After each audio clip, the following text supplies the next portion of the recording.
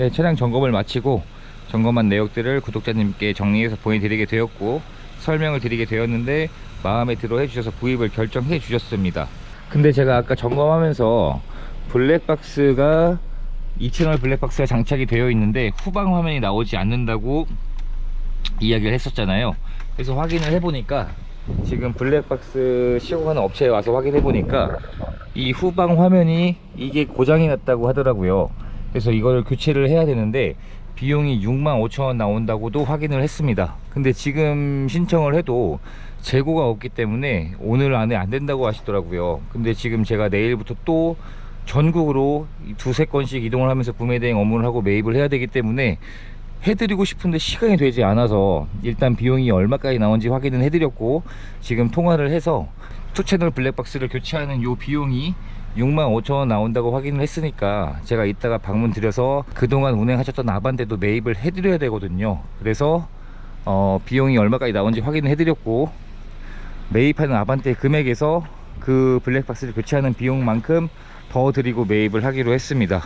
그래서 어쨌든 뭐 제가 확인을 제대로 못한 부분도 어느 정도 있는 부분이니까 그렇게 해드리기로 했습니다. 그래서 제가 수리까지 완벽하게 했으면 더 좋았을 텐데 그 부분은 시간 관계상 도저히 시간이 되지 않아서 수리하는 비용을 지원을 해드리기로 했습니다. 그래서 차량은 이제 배달을 해드려야 되는데 계신 곳으로 배달해드리고 이따 저녁 한 8시에서 9시에 만나 뵙기로 했거든요. 그래서 이따 계신 곳으로 직접 배달해드리고 설명드리고 인계해드리면서 운행하셨던 아반떼를 매입까지 해드리는 과정을 진행을 하면 될 것 같습니다. 지금 차량 출고 작업 마치고 시간이 오후 9시 38분입니다 알려주신 주소로 도착을 했고 이제 만나 뵙고 차량 인계해드리고 그리고 운행해 주셨던 아반떼를 매입을 해드리면 될 것 같습니다. 이제 외관 상태에서 휠에도 원래 휠에 상처가 잘 나는, 요새는 휠에 상처 잘 나거든요. 그런 게 전혀 없는 상태였었고요. 그래서 외관 상태 살펴보면 그러니까 테일 램프도 잘 작동하고 이게 중간중간 여기 뭐 군데군데 잘려서 안 나오는 경우가 있어요. 이렇게 길게 돼 있는 라이트들은. 근데 그런 게 없는 상태였었고 이 옆에 앉아서 보면 만약에 문콕 같은 게 있으면 티가 날 거잖아요. 근데 그런 게 현재 전혀 없는 상태입니다. 지금 트렁크도 열면 이게 전동 트렁크잖아요. 그래서 여기 버튼 눌러주면 이런 식으로 전동으로 열리고 전동으로 닫히는 이제 이 전동 트렁크가 장착이 되어 있고 뒷좌석에 사람이 탑승한 흔적이 없는 걸로 봐서는 이게 보통 패밀리카로 많이 사용을 하잖아요. 근데 뒷좌석의 시트 상태를 봤을 때 뭐 카시트가 장착된 자국도 없고 가죽 상태가 주름이 져 있지 않는 걸로 봐서는 보통 이런 데 아주 잘 주름이 지잖아요. 그래서 아마 혼자서 운행을 하지 않았을까라는 생각이 들더라고요. 그리고 만약에 때에 따라서 뒤에 더 많은 물건들을 실어야 되면 여기 당기는 레버 하나 있어요. 이렇게 당기면 이런 식으로 그러면 공간이 트렁크가 훨씬 더 넓어지게 되는 거죠. 그러니까 이 정도가 되면 이제 뭐 정말 혼자서 뭐 낚시를 다니신다거나 그러면 차박이 가능한 거죠. 그러니까 운전석에 탑승 흔적, 운전석은 근데 운전석도 거의 없었어요. 그래서 이렇게 되어 있었는데 옵션은 전동 시트 이제 기본 장착이 되어 있고 한번 앉아보세요. 지금 탑승을 해보면 디젤이 아니잖아요.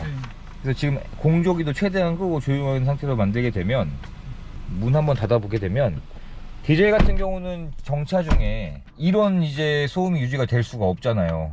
그래서 이렇게 굉장히 조용하게 앉아보면 조용할 수밖에 없죠. 가솔린이니까.